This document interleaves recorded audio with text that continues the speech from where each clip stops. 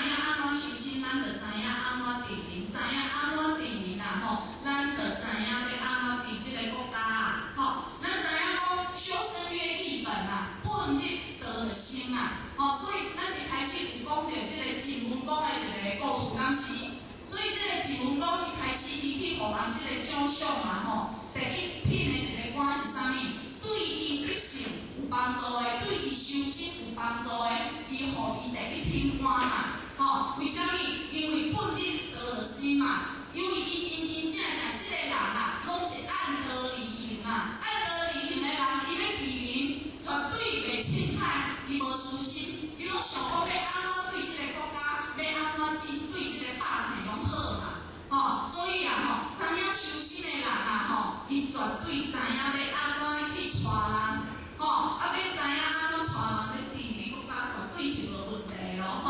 那咱知影讲治理啦吼，毋是带人的辛苦哦，吼，所以咱用讲的、用命令的，拢无路用，咱就是爱以身作则，真真正正吼带着伊的心嘛，安尼当时啊吼，会当真真正正做一个治理吼，治理天下。那时间的关系啊。